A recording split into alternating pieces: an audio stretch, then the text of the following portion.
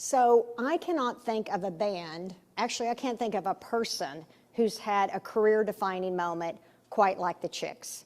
It was in 2003, 20 years ago. They were at the top of the charts. They were at the top of the country music charts. They had just done something that no other all-women rock band had done. They had just gone platinum twice, back-to-back, sold over 10 million of their last 2 recordings. And then February 2003, in the run-up to the Iraq War, Natalie Maines directly called out the President of the United States at a concert in London, and she said, "We do not want this war," talking about the Iraq War, "we do not want this violence, and we're ashamed that the President of the United States is from Texas." And like that, their career just fell off a cliff. They were banned from country music, from many stations. Big conglomerates blocked them, so they almost just disappeared from the airwaves. And there were giant burnings of their recordings.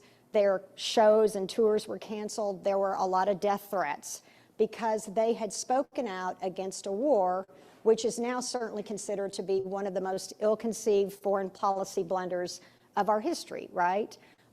That war in Iraq was justified on the idea that there were weapons of mass destruction, which of course were not found. In many ways, it was kind of the younger Bush trying to finish his father's war. In many ways, it was a retaliation for September 11th. Americans still wanted revenge. We had lost over 3,000 lives on September 11th, and so we retaliated with the war that killed over 300,000 Iraqis directly. So over 100 people killed for every one that we lost. But Brown University, that maintains that cost of war, very helpful website, says the actual number of people who died in Iraq was at least 550,000, including 4,500 American soldiers, many, many, many who came back, tens of thousands with really crippling injuries and emotional injuries. And that war cost something to the tune of $1.8 trillion. Just a massive amount of money that could have gone to healthcare, mental health care, addiction, housing, education, so many things here. So that war actually left not just Iraq much weaker and further from a democracy, but the United States weaker and further from a democracy.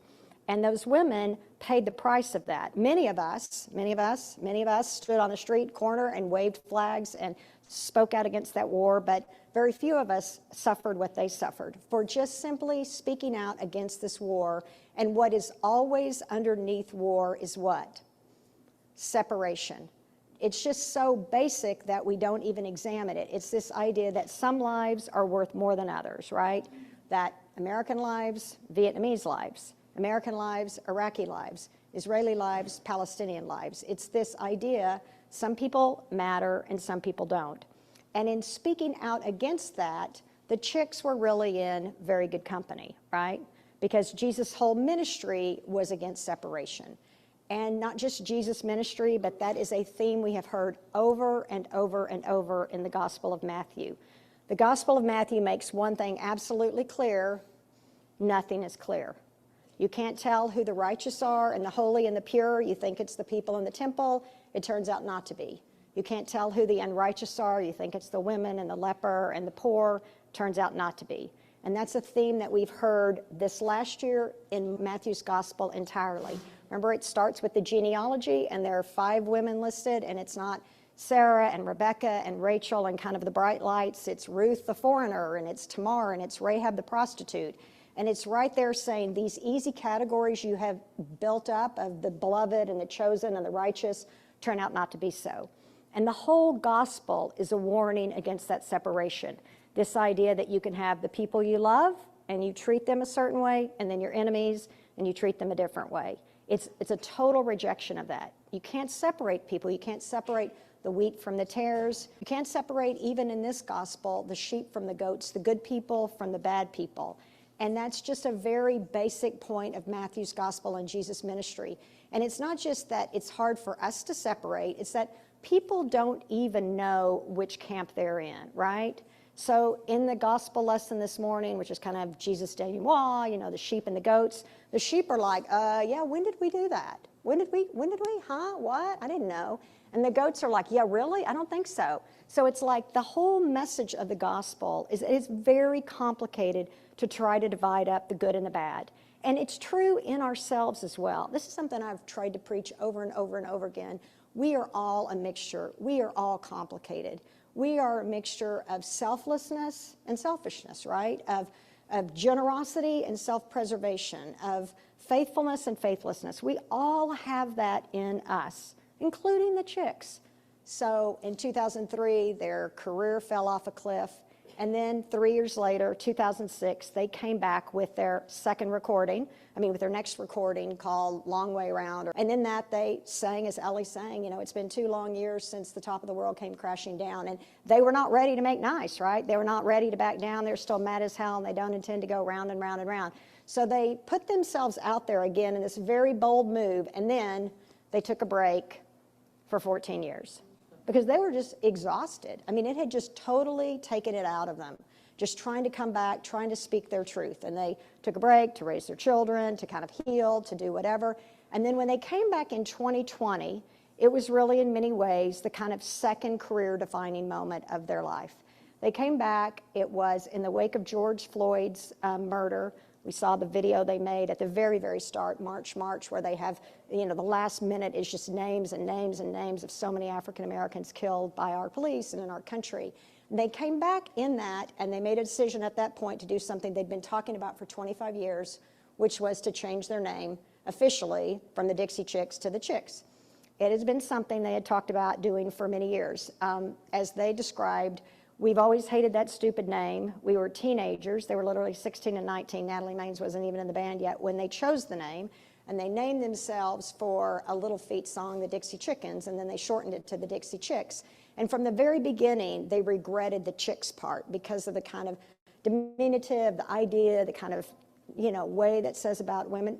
They didn't honestly think as much about the Dixie part in their own words until really 2003, and then the run-up to the war, and then they just began to want to distance themselves from all the iconography and all the stuff around Dixie.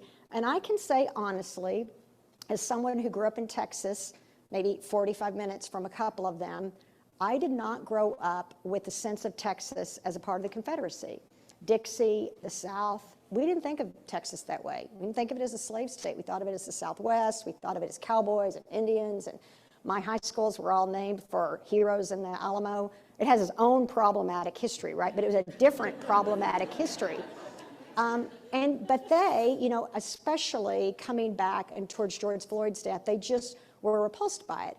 But they mentioned, again, not having thought about it as much. Of course, after they made the announcement and changed it, you would expect, the outcry from people like Ted Cruz, who went after them, great saint that he is, right? But then there were also some really thoughtful pieces written, from the Atlantic to the New Yorker, about the way Dixie iconography and all that is used in the entertainment industry. And one of the professors, Gregory Downs, who teaches at University of California, Davis in history, said that when the Dixie Chicks chose that name, whether they were thinking about it or not, they were buying into an idea that kind of has sanitized the oppression of slavery, right? That they were kind of glossing over something, whether they thought about it or not. And he said, all of us, white folks particularly, who kind of had that iconography, you just step back and think about it. And that, honestly, was one of the first times I'd ever thought about this. When I was a teenager, I worked at Six Flags Over Texas, and my very first job was in the Confederacy. It was working in a tintype studio. And people would come in, if you know those things, they would dress up in old-fashioned uniform. I think there were rebel uniforms and Yankee uniforms. Growing up, again, I don't remember in Texas, the kind of stuff there is now around all of that, but there were also the kind of Southern Belle uniform, outfits you could put on. I think there were Native American things and cowboy. There's, I'm sure, all kinds of problematic issues with that. I do not remember in the Confederacy there being any slave costume a person could pick up, right? And I never have thought about that. I cannot imagine right now in my life working in a section called the Confederacy, right? But I didn't think about it. And I, after reading this, looked at, the history of Six Flags, and it was talking about it was started in 1961, like a lot of the amusement parks in a suburb, kind of far from the black population, in a way where they wouldn't have to deal with it. And I guess in the 90s, Six Flags Over Texas actually dropped the Confederacy and chose some, I don't know what other flag they could choose over Texas. But But my whole point of that is it's possible for us to grow and change, right? It's possible for individuals, it's possible for corporations, it's possible for all of us. And when the Chicks came out in 2020 and they said, yeah, we don't want anything to do. I mean, it was complicated. They had legal issues. There was already a band called the Chicks. I don't know what they had to pay them to get the name right. But when they came out and did that, they said very short, this was the statement they put out when they changed their name. They said, we want to meet this moment. We want to meet this moment. And I've been thinking about that, especially with this issue of the war right now between Israel and Hamas, and maybe some of it's again when you're on the other side of 60, I want to meet this moment. I have said that over and over again. I have spent my life separating people, just way too simplistically separating people. And I've been honestly ashamed of my own separation of people right now. I thought about a sermon that Rabbi Sharon Brous, who has been so helpful to me, along with my dear friends, Doug Alpert and Rabbi Katz and Rabbi Henry.